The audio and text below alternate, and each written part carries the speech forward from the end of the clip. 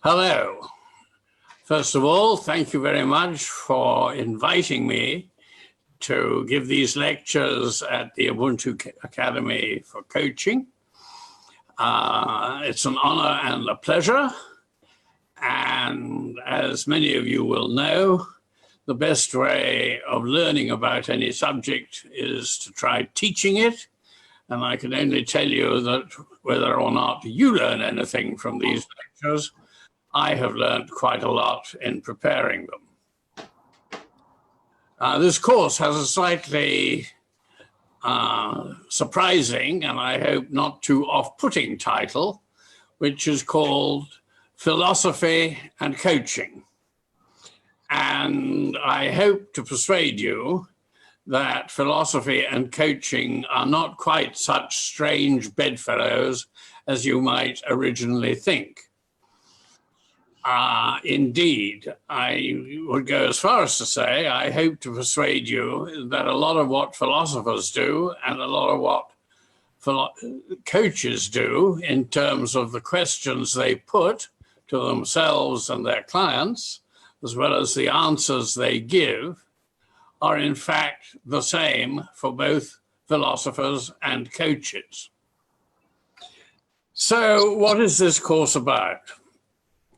It's about exploring some of the ways in which philosophers have asked and answered questions which coaches also ask themselves and those whom they try to help.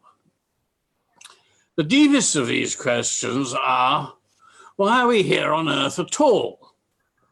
What is the point of our lives? What would make our lives worth living? What does happiness for ourselves and all human beings really consist in? How must we cultivate the kinds of attitudes and behaviors we need to recognize in order to succeed in living happy and worthwhile lives? So, what do we need to do to try to do and to avoid doing in order to live such lives most effectively? These are all questions which coaches need to work through with themselves and their coachees, having first worked them through with themselves. So what can you hope to get from these lectures? Well, I hope some pleasure. And I also hope some knowledge about stuff you didn't know before. I hope you will get some ways of improving your own lives. And I hope you will get some ways of helping others to improve theirs. The test for you, I suggest, should be, do I believe this stuff? Do I care? And will I still care tomorrow? Which, if you're interested, is what the poet Philip Larkin thought should be the test for anything you read at all, including books, novels, and poetry. So we'll be dealing with material which... Look into the camera.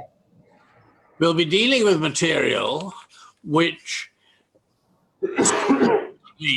the Latin so-called utile dulce principle, which states the purpose of all art and all writing is to be both useful and agreeable, to instruct and to entertain, as all good lecturers, all good educators, including coaches and their trainers, should try to do. They should try to practice the utile dulce principle, which means they should try to instruct and to entertain. I also hope that you will learn enough philosophy that you can impress people at parties by saying things like, don't you agree that binging on TV series on Netflix meets the utile dulce principle better than going to see Shakespeare plays? i.e., you'll learn more and it's more fun. Well, who am I to be talking about these things? I'm someone who has studied and taught many subjects in many institutions, but always with primary, even obsessive interest in philosophical questions. What is the ultimate truth about the world and our situation within it? And how, consequently, should we try to live and to treat others? I'm also someone who has known both much happiness and much unhappiness, and much in between, but has somehow managed to keep buggering on into my 70s and is now proposing to go on doing so. I'm someone who has been asked for advice by people with addiction and other problems, and sometimes given it unasked, without much confidence that my advice is any good and my way of giving it either honest or effective. I'm in fact someone who even founded and for many years ran an organization in South Africa designed to help people who struggle to stop gambling substantially more than they can afford, and did similar work with gamblers in the UK, where I also ran a university center for the study of gambling in all its aspects, including addictive gambling. And finally, I am someone who is qualified to join every one of the 12-step groups which focus on alcohol. AA, Al-Anon, Adult Child of Alcoholics, and probably a few more. Overeating Anonymous, perhaps. But not, it happens, Gamblers Anonymous. And not, or not yet, Narcotics Anonymous. The next thing I want to tell you about is myself and failing to get cured. Over the years, I have been offered help or advice with my various so-called psychological or mental problems, depression, relationships, as well as addiction, from many different people, including psychiatrists, psychologists, counselors, priests, sponsors, family members, employers, and friends. Rather little of it did me any good, either in terms of curing me or simply making my life better. What did help was what Freud himself thought was the best therapy, namely changing my reality situation. In my case, this meant making some money through rewarding work, getting some praise, and enjoying some exciting sex. But even that didn't cure me. So what about me and recovery coaching? What did change my life substantially and reasonably enduringly for the better came from somewhere within me. I haven't a clue from where or why, but it involved a radical change in my attitude to what I wanted from the rest of my life. I therefore found very convincing the way the coaching model for helping people rejects the medical and pedagogic models which told me that I was sick and needed to be cured, or stupid and needed to be taught. I also like the idea of being helped by a coach who would start from the assumption that I had strengths as well as weaknesses, and who would help me build on the strengths while also devising ways of working round, if not eliminating, the weaknesses. This applies whether the coaching is called life coaching, business coaching, relationship coaching, or recovery coaching. So much for coaching. Now for philosophy, and particularly to start with what philosophy isn't. Because at this point, I realized that what I needed and what everybody needs to learn is how to philosophize better. This will surprise you because you probably think that philosophy, like science, is full of technical jargon, which makes it difficult to the point of incomprehensibility, and is in any case, unlike science, very boring. You may also dislike philosophy because you know it asks futile questions, like whether other people are actually robots, or whether we can ever really make choices.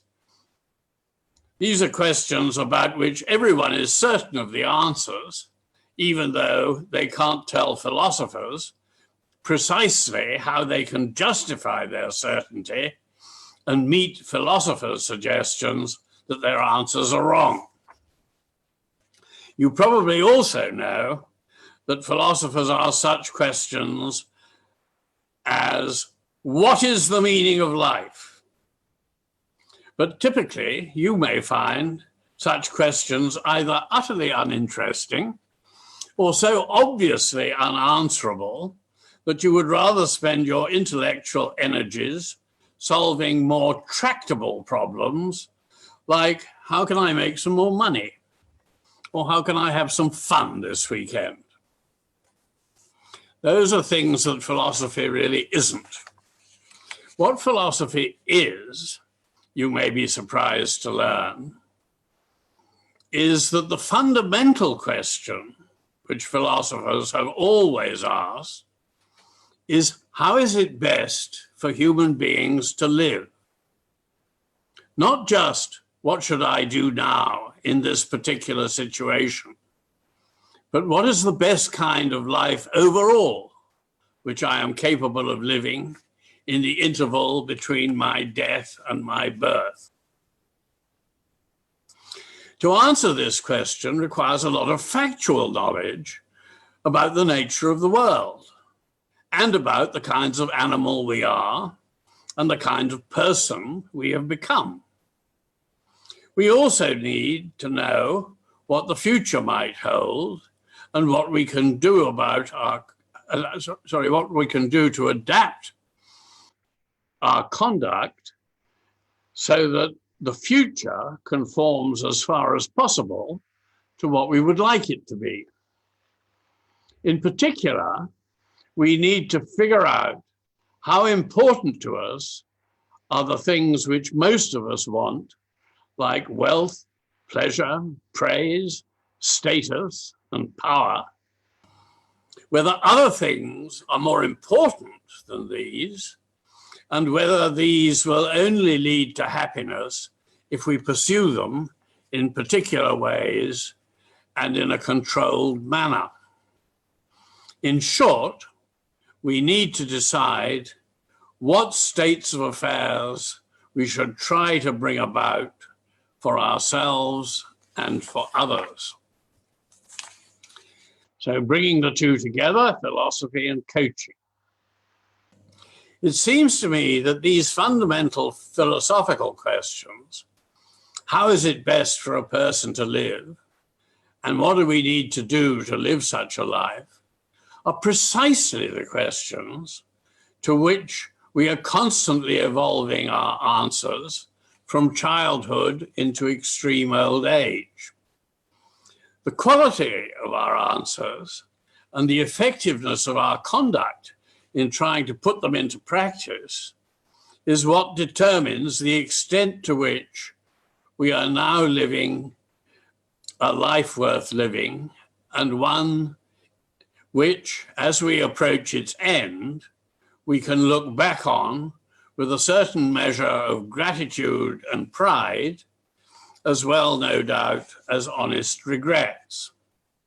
And aren't these precisely the questions which life coaches, business coaches, relationship coaches, and recovery coaches seek to help their clients to answer for themselves? What do I really want from my life? And what do I need to do to be able to get it? Easier said than done, I know, which is why it is a lifelong process. Thank you very much. End of lecture 1.